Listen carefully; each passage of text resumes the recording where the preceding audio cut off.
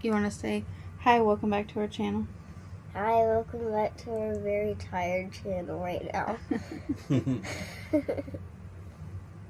It's Friday night, so it's about to be the weekend.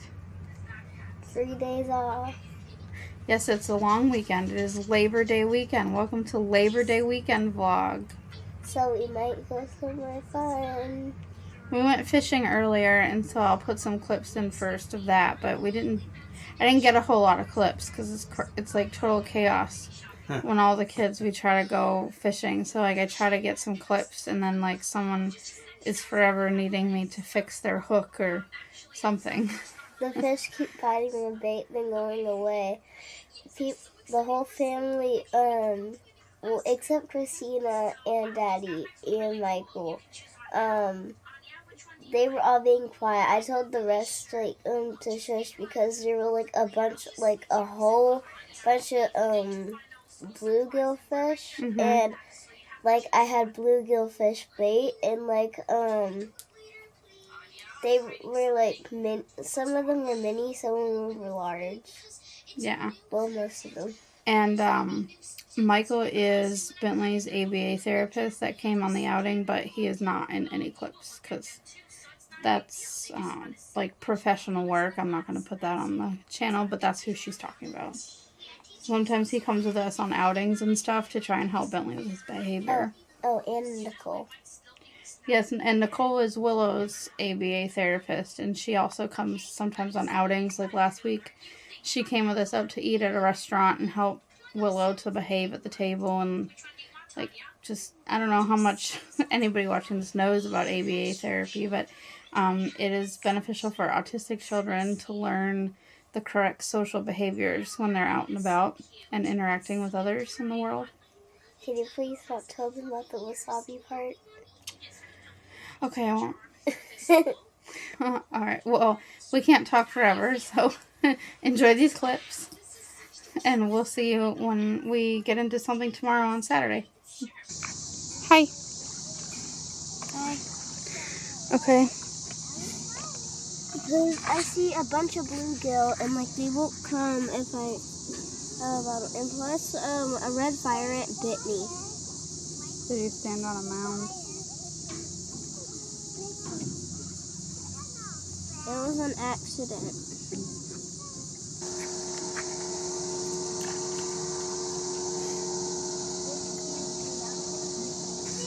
Mommy. Hi. Oh, you got caught on some line. Hey, Brett. Hey, yeah. What pizza are you eating? Pepperoni, and I got some chocolate, a little bit of white stuff, and There's powdered sugar on your brownie. yeah, and there's another one I filled into a hat. Hi, Willow. Yeah. Ooh, that's spicy. Oh my goodness. Don't use that. It's spicy. What? I put some of this on my pizza. Hi. Hey. I put some of this on my pizza, and now it's too spicy. Wow, look at that mountainous plate of pizza. Oh, that's enough.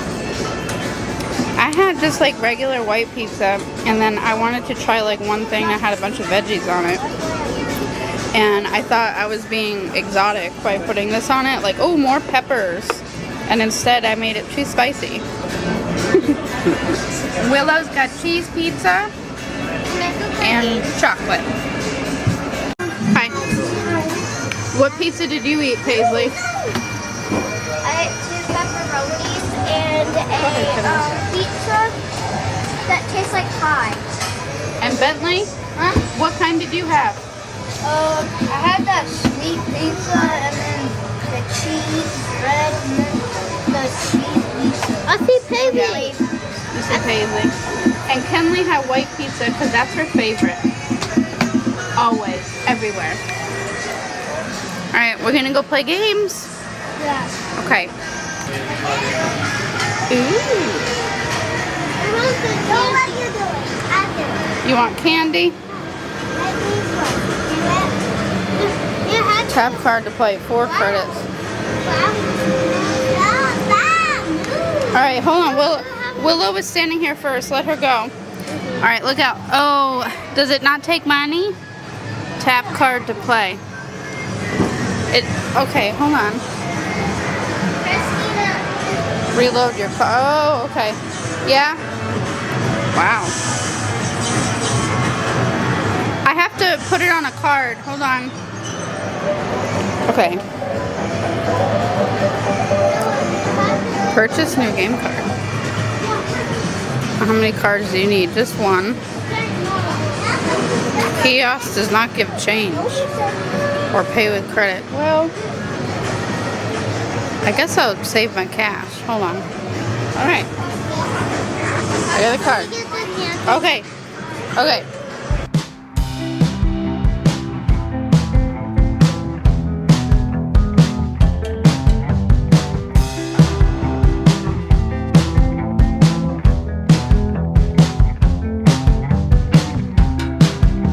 Camped out on the porch, trying to work this out. Raining in my head, but my body is a drought. I'm in a hole, just waiting for my momentary stride. Then I press the other way on Pharaoh's fury ride.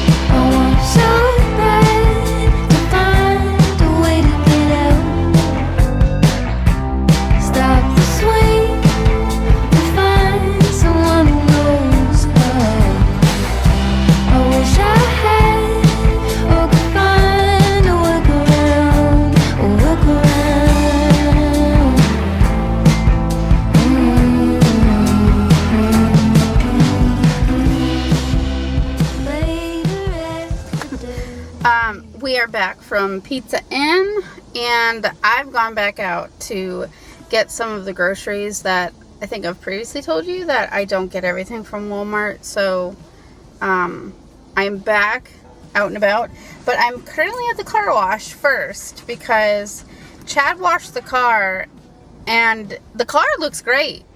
Like the painted part of the car looks great, but the windshield had some like soap residue on it, and I just am lazy and didn't feel like scrubbing it myself, so I just got the $10 car wash that comes with the Rain-X for the windshield. So I'm really just here to clean the windshield, but yeah, it's running, so it might be loud. But anyway, so yeah, I'm gonna go into the grocery store and try to find fruits and veggies and just some extra, just little things that I don't get from Walmart. So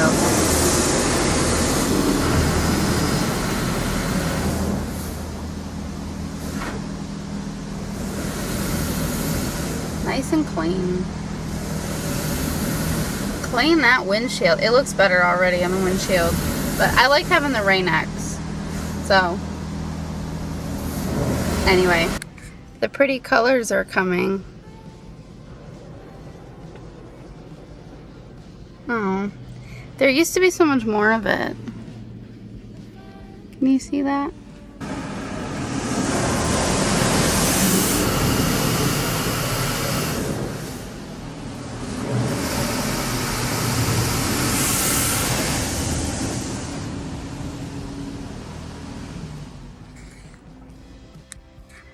So I have just gotten to the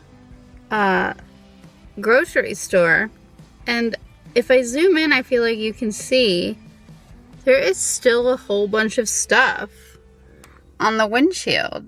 I feel like it's probably hard for the camera to pick up on it, but there is still a whole bunch of like little spots. You can kind of see some of them, I feel like, right there. But yeah, like, I don't understand, like, what is going on and why, like, it's not coming off. But I'm going to end up having to scrub it by hand, I think, after all. So, Well, hello. It is Sunday, and we went to church this morning. The kids are doing visitation with their dad this afternoon. Usually it's on Saturdays, but he had some issues with his apartment yesterday, and he had to have people come out, so he asked if he could switch it to Sunday afternoons. That's our alternative time if Saturday morning doesn't work, so the kids are with him from 3 to 7 this afternoon. It is currently 4:21 p.m. and I switched out my shoes and my workout stuff in my bedroom today, so I'm going to show you how that looks and the progress that I've made. But I wanted to talk to you about a super important topic really quick. If you are a book lover, then you're going to totally understand what I'm talking about. Okay, book lovers unite. Can we please rally together with the people who make these stickers? Where are you buying your adhesive polymers from? Because you're doing a very bad job. Very rarely do I find any books where the sticker comes off easily. I don't understand why this is such a problem for books. Like, you can figure out adhesives for so many things, but you can't figure it out for books. I don't understand this. Okay, we need to change this. Here in the living room, I've got the workout gear over here now. Lily is going to model it for you. And I don't know what to do with this tree. I'm trying to figure out what to do with this tree and this basket, actually. I used to have the basket long ago over there with blankets in it. But I don't do that anymore because the kids mess with the basket. So, I don't know what to do with it though. Still gonna have to think on that. So,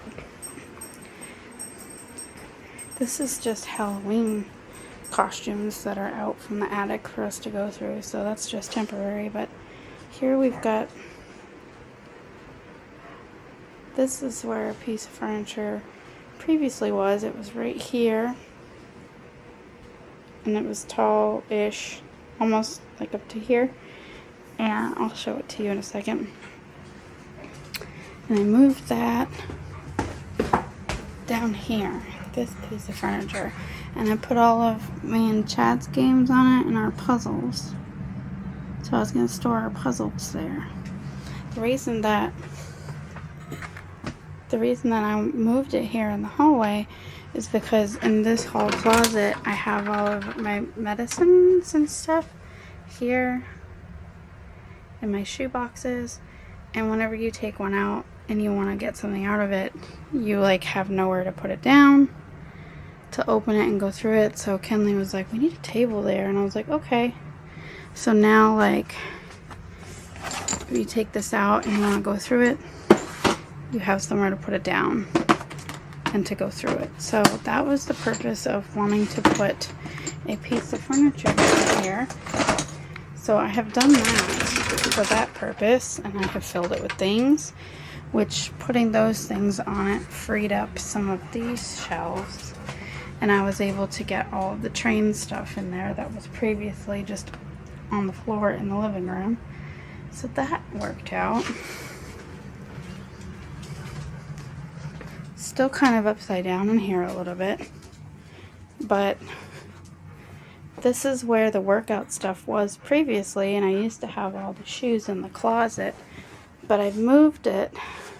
I wanted to have more hanger space in the closet, and so the shoes had to come out, and in order for the shoes to come out, the workout gear had to move, because that's the least used item, unfortunately, in this room.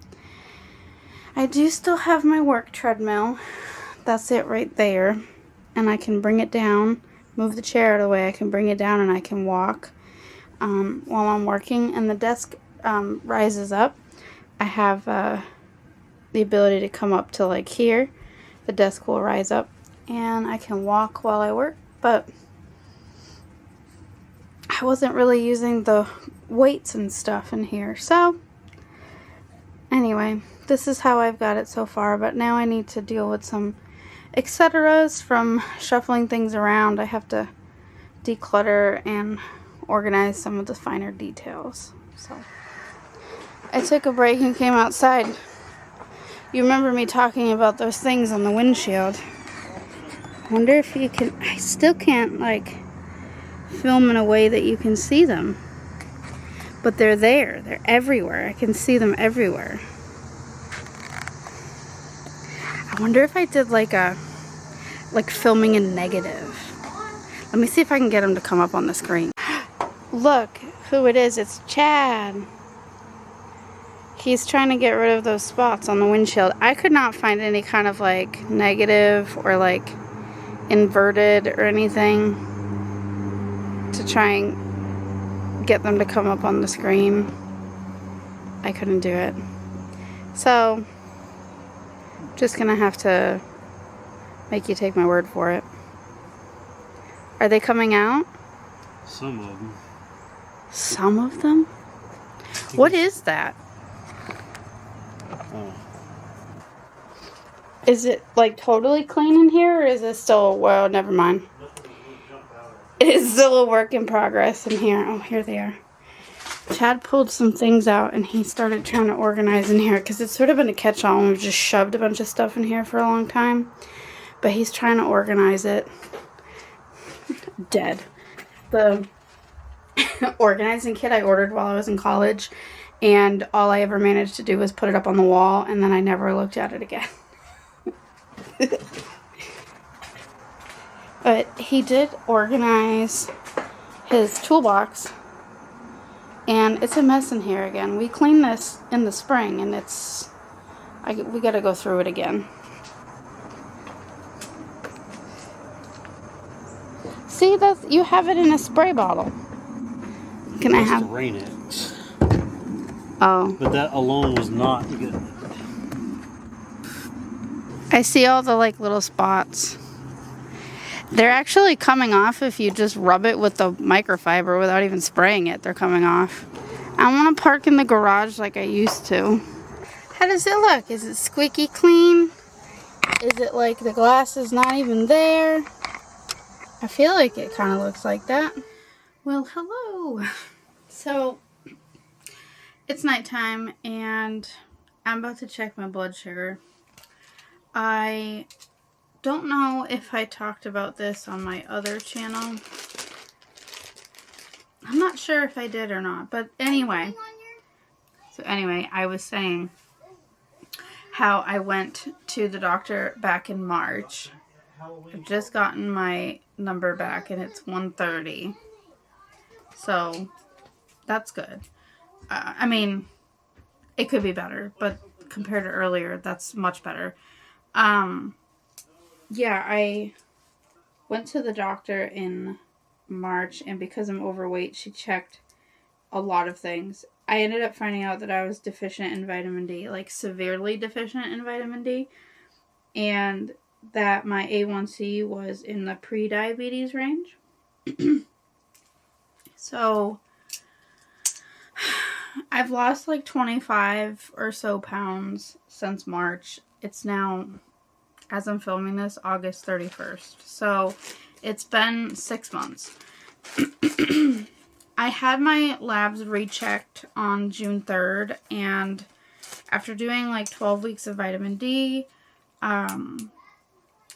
supplement that was like really high, my number was, quote, normal, but it was very low. Like the normal range is 30 to 100 and my number was 36. So it was like really low, but it was in the normal range. And at that time, my doctor had just switched from like one practice to another. And so like when these labs came in, there was no one to like read them and like send me a message about it or talk to me about it. I just basically like got the information in my chart and then like I had to like do what I will with that info. So I didn't continue vitamin D supplement because no one told me to like continue doing it on my own. I did start like a women's daily vitamin. The kids are yelling. Spoiler alert. It hasn't been enough because I dipped back down under 30 again. And I just found this out like 2 weeks ago. Because I finally saw my doctor at her new office. I kept getting interrupted by children yelling and asking questions. Anyway, I had just checked my blood sugar. I think I had showed you on the screen. It was 130, which I would have preferred it to be lower. Well, I already put all of it away. I would have preferred it to be a little bit lower by now, but it was 172 an hour ago, which is like way higher than I care for it to ever be. My goal that I've been trying to stick to, let me actually get out the log book that I'm using. My goal is to be under 140 all of the time. Like all the time that I get readings, I want it to be under 140 because I printed this chart that says, you know, goal glucose ranges for people without diabetes, and basically 140 is like the highest number that appears on it, and it's 2 hours after a meal. And bedtime, trying to get to 120 or less. So I'm close. I'm at 130, though I just had a bite of a brownie because I baked it with the kids and I couldn't not have a bite of it. But hi, Chad. Hey there. So this is the one that I have the most trouble with, is the before breakfast one with the fasting. I have tracked it enough that I can confidently say that I have something that they call the dawn phenomenon, where my blood glucose rises in my sleep and after I wake up between 4 and 8 a.m. Even if I'm no coffee, nothing, it rises. I know this because I did a stress test last month and I had to fast and have nothing but water after I woke up. And I've thought for a while that I might have it, but this absolutely like sealed the deal. When I did that stress test, it was 122 at 5:30 in the morning, which is on the higher end. Anything over 126 is devastating, so that's not the high end. By 7:30 it was 129, and by 8:30 it was 141. So my dawn phenomenon went all the way to about 8:30, 141, and I hadn't ate anything in like, I think it was like 16 hours or something like that. It was like dinner the night before. But then an hour later at 9:30, it was all the way down at 118. So like something kicked in. Between 8:30 and 9:30, my liver stopped releasing glucose. So I have that dawn phenomenon, which stinks. And it makes me think that I probably should drink apple cider vinegar water when I wake up and not have coffee until like 9 or 10 or something after that drop happens. Maybe even with the apple cider vinegar it'll happen sooner, because that was something that I read drops your blood sugar, and it does, because that's what I was just drinking for the last hour, and it like dropped from 172 to 130 in less than an hour. And all I've done is drink my apple cider vinegar water. So there's something to it, but I think trying to find the right schedule that works for me is hard. I'm still trying to figure everything out.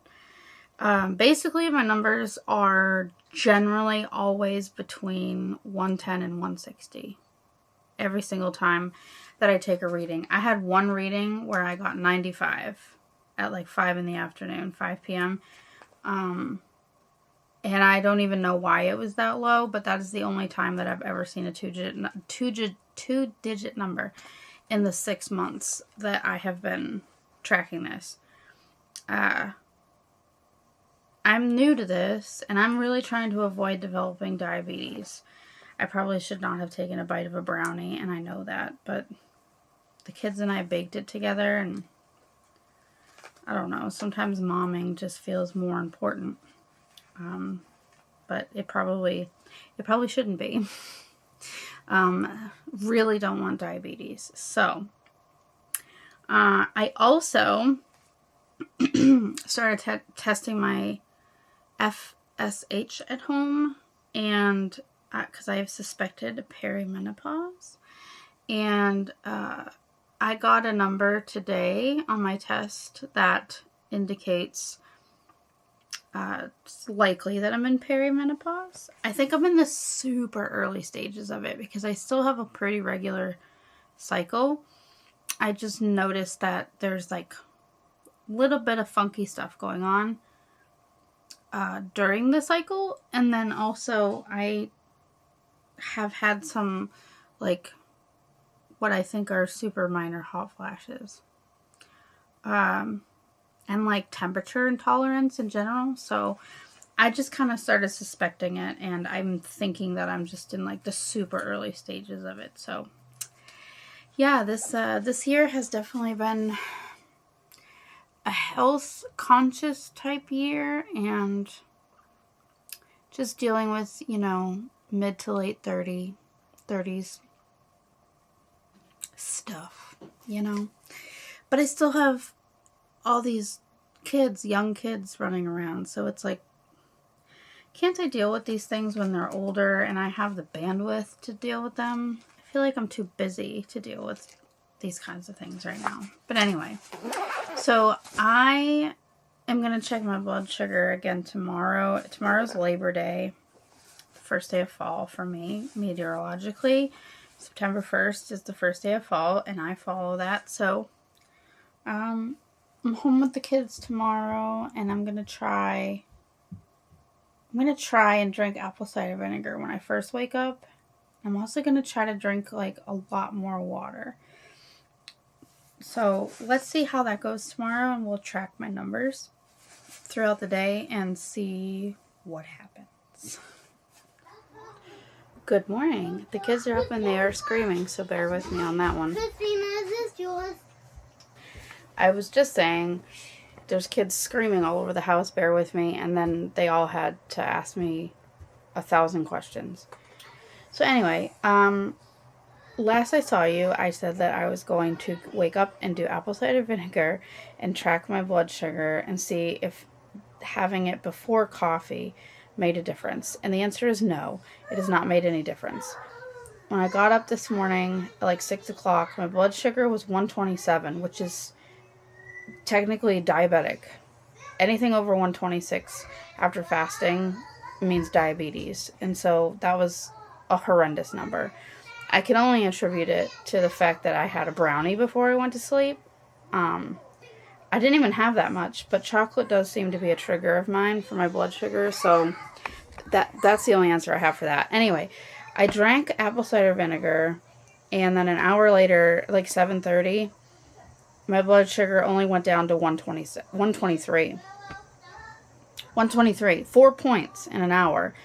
But last night, it had gone down from like 170 to 130 in an hour. So like how it can go down 40 points, 40 in an hour when it feels like it, but then it's too high. 127 is too high in the morning. And apparently my body is like, this is great because it basically didn't move.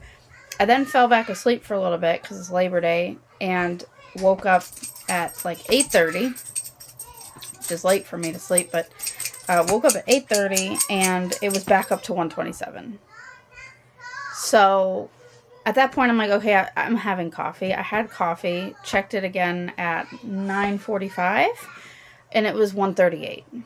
So, I mean, it only rose 11 points having a cup of coffee, and if it's already terrible at 127 when I get up, to me, having apple cider vinegar before coffee doesn't seem to make that much of a difference. It's not really helping me.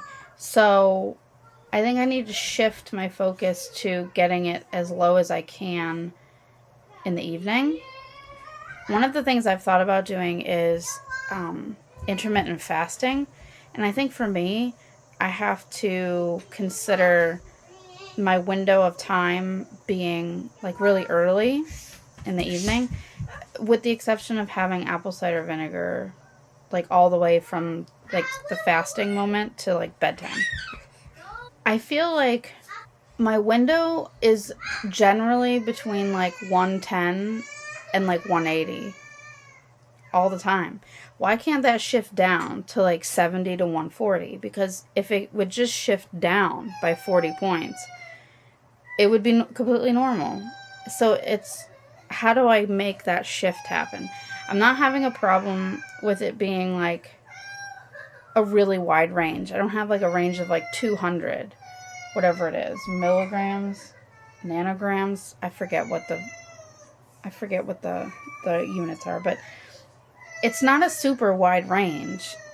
And to be honest, generally it's between 110 and 150 most of the time. Every so often it like climbs outside of that range if like I've had too many carbs or like chocolate or whatever.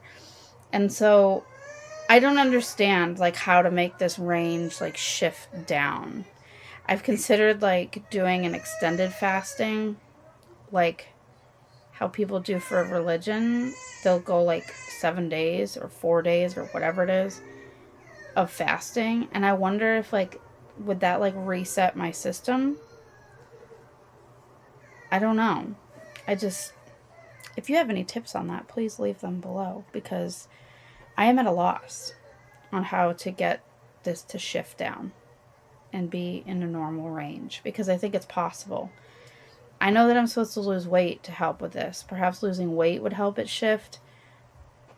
But that's really hard because I'm also going through the perimenopause and like my body is not wanting to let go of weight. I've lost some, and even with like the calorie deficit that I'm in, and it's not a lot. Maybe I need to do more strict calorie deficit because I'm not super active right now.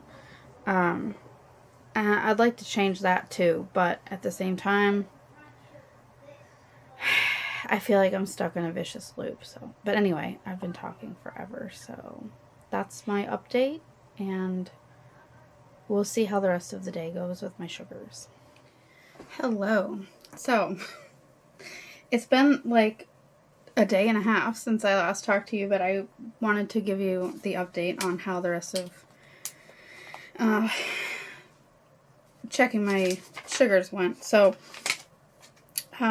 last we had talked, I had no change in my blood sugar in the morning, even though I was drinking apple cider vinegar instead of coffee. It spiked 3 p.m. that day, after 2 hours after eating lunch, 167, which is kind of high, but that was my high for the day. And then after dinner, it was 152, less of a spike. And then right before bed at 10 p.m., it was 122, which is really good. But 5 a.m. the next day, it was 124. So I went to bed and it was 122, and I got up at 5 a.m. 7 hours later, 124. And then it spiked to 143 after lunch, and 136 after dinner. Well, really, before bed last night, 136. And then at 6 a.m. this morning, I had drank coffee. I forgot to measure before I drank coffee, so I had coffee with not a lot, but a good bit of creamer, and it was 130 at like 6 something this morning. So I'm thinking about the intermittent fasting and maybe not eating after like 3 in the afternoon. Perhaps I need like an earlier stop time for eating. Maybe I should shift, because I'm having coffee in the morning at 5:30 a.m. So perhaps I need to shift my eating window down. And because I just, at this juncture, can't get up without coffee. I gave up ADHD medicine, and I cannot get up and get going right now without coffee. I'd like to eventually eliminate it, but as of right now, that would be really difficult for me. So baby steps, I suppose. But I'm about to check it right now. So it's 10 a.m. and this is my like 10-minute break. I'm about to check my sugar and then I have to get back to work. So let's see what my reading is after a morning of all I've done is drink coffee. I've not had breakfast or anything. So let's see what my number is. No, that will never like get easier. It's exactly the same. It's still 1:30, 4 hours later, even though I've been drinking coffee. So, like, I don't understand how, like, my body will, if it's too high, according to my body, it will come down, like, 40 points in an hour. But then it just refuses, absolutely refuses to go below, like, 120 or 110. Sometimes I get readings in the teens, but, like, I don't understand why it won't go lower. There has to be a secret to that I just haven't figured out yet. So the mystery continues. Anyway, thanks for watching. Sorry, this was kind of a longer video. I usually try to keep them shorter, but I thought it was important to talk about this because it's something I'm going through, and it's like a big focus of mine is trying to reverse this and not end up with diabetes. So thanks for watching, and I'll see you next time, hopefully with better numbers.